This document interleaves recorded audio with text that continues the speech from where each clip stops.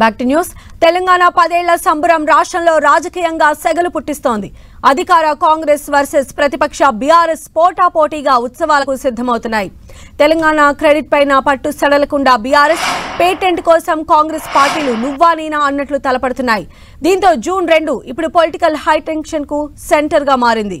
తెలంగాణ 10 ఏళ్ల పండుగను రాజకీయంగా తనకు అనుకూలంగా మలుచుకోవాలని కాంగ్రెస్ భావిస్తోంది.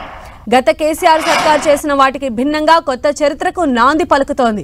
ఈ ఉత్సవాల్లో తెలంగాణ తల్లి విగ్రహం, రాష్ట్ర గీతం, రాష్ట్ర అధికారిక చిహ్నాన్ని గత ప్రభుత్వంలో ఇవన్నీ రాచరికాన్ని చాటేలా ఉన్నాయని రేవంత్ సర్కార్ వీటిని కొత్తగా రూపొందిస్తోంది.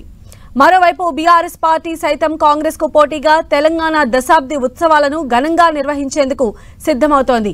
జూన్ 1 నుంచి 3వ తేదీ వరకు 3 రోజుల పాటు ఉత్సవాలను నిర్వహించాలని నిర్ణయించింది.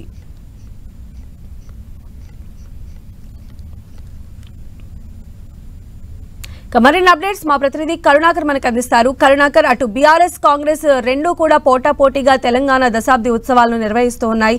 అంటే పేటెంటా లేదా సెంటిమెంటా అంటే ఏం చెప్తారు? ఖచ్చితంగా సంధ్య, తెలంగాణ ఏర్పడి రాష్ట్రం ప్రత్యేక రాష్ట్రం ఏర్పడి 10 ఏళ్ళు అవుతుంది. ఈ నేపథ్యంలో ఈ దశాబ్ది ఉత్సవాలను ఘనంగా నిర్వహించాలని చెప్పి ఇప్పటికే రాష్ట్ర ప్రభుత్వం నిర్వహించింది. ఈ మేరకు జూన్ 2న ప్రత్యేక కార్యక్రమాలు ఏర్పాటు చేసింది. పరేడ్ గ్రౌండ్లో భారీ బహిరంగ సభను ఏర్పాటు చేసి ఆ కార్యక్రమాల ఉత్సవాలను ఘనంగా నిర్వహించేందుకు ఏర్పాటు చేస్తుంది. అందుకు అనుగుణంగా బీఆర్ఎస్ పార్టీ కూడా తెలంగాణ దశాబ్ది ఉత్సవాలను 3 రోజుల పాటు నిర్వహించాలని చెప్పి ఇప్పటికే నిర్ణయం తీసుకుంది. ఈ నేపథ్యంలో కొంత వివాదం రగుతున్న పరిస్థితిని మనం చూస్తున్నాం. అందులో ప్రధానంగా తెలంగాణ అధికారిక చిహ్నంలో మార్పులు చేర్పులు చేయాలని చెప్పి తెలంగాణ ప్రభుత్వం ఇప్పటికే నిర్ణయించింది. ఆ మేరకు కసరత్తు కూడా చేస్తున్న పరిస్థితిని మనం చూస్తున్నాం. ఇదే ఇప్పుడు వివాదాలకు దారితీసిన పరిస్థితిని మనం చూస్తున్నాం. ఎందుకంటే తెలంగాణలో రాజరికపు దానికి ఎటువంటి అవకాశం లేదు, ఇకపై ప్రజాపాలన కొనసాగుతుందని చెప్పి ముఖ్యమంత్రి చాలా సందర్భాల్లో చెప్పుకుంటూ వస్తున్నారు.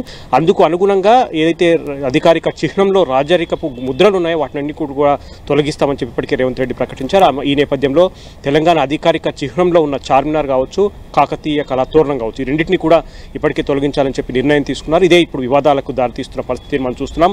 కాకతీయుల కళాతోరణం, చార్మినార్ను తొలగించడం పట్ల తీవ్ర అభ్యంతరం వ్యక్తం చేస్తోంది బీఆర్ఎస్ పార్టీ. నిన్న కేటీఆర్ ఘాటుగా స్పందించిన పరిస్థితిని మనం చూస్తున్నాం.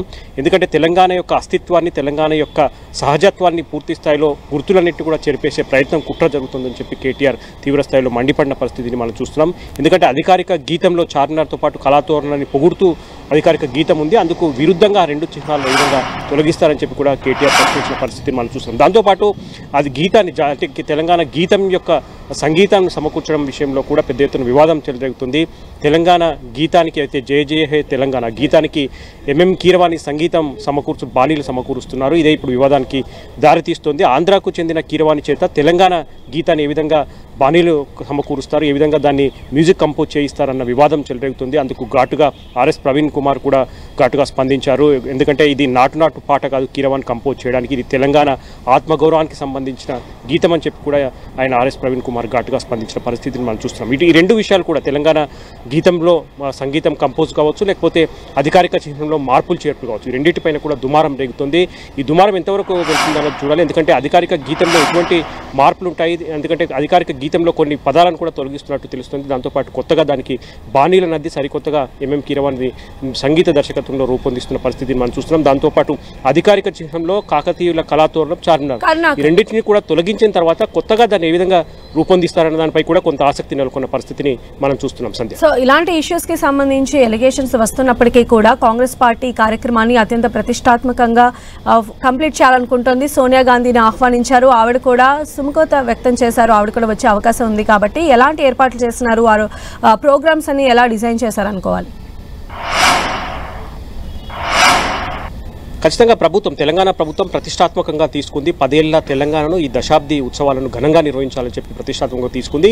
ఈ నేపథ్యంలోనే ఈ పరేడ్ గ్రౌండ్లో జూన్ 2న ఏర్పాటు చేసే కార్యక్రమంలోనే ఈ 2 కూడా అధికారిక జాతీయ గీతం కావచ్చు, లేకపోతే చిహ్నంలో మార్పులు చేర్పులు చేసి కొత్త అధికారిక చిహ్నాన్ని ఆవిష్కరించబోతున్నారు ముఖ్యమంత్రి రేవంత్ రెడ్డి. ఈ మేరకు ఢిల్లీ వెళ్లిన సీఎం ప్రత్యేకంగా కాంగ్రెస్ అగ్రనేత సోనియా గాంధీని ప్రత్యేకంగా ఈ ఉత్సవాలకు ఆహ్వానించారు. ఆమె సూత్రప్రాయంగా వచ్చేందుకు అంగీకరించారు, కానీ ఆమె ఇంకా వస్తారా రారా అన్న దానిపై ఇంకా కన్ఫర్మేషన్ లేదని చెప్పి కాంగ్రెస్ నేతలు చెప్తున్న పరిస్థితి. కాబట్టి అంగరంగ వైభవంగా ఈ కార్యక్రమాన్ని చేపట్టి తెలంగాణ యొక్క ప్రత్యేక ముద్రను కాంగ్రెస్ పార్టీ చేయించుకొని తెలంగాణ ఇచ్చింది తెచ్చింది కాంగ్రెస్ పార్టీ అని చెప్పి ముందు నుంచి కూడా చెప్పుకుంటున్నారు. కాబట్టి ఈ మార్పులు చేర్పుల ద్వారా గీతం యొక్క సంగీతాన్ని మార్చడం ద్వారా కావచ్చు, లేకపోతే అధికారిక చిహ్నాన్ని మార్చడం ద్వారా కావచ్చు, ఈ మార్పులు చేర్పుల ద్వారా మరోసారి కాంగ్రెస్ ముద్రను తెలంగాణపై వేసేందుకు రేవంత్ రెడ్డి ప్రయత్నం చేస్తున్నారు. కాబట్టి బీఆర్ఎస్ కూడా అందుకు ధీటుగా స్పందిస్తోంది.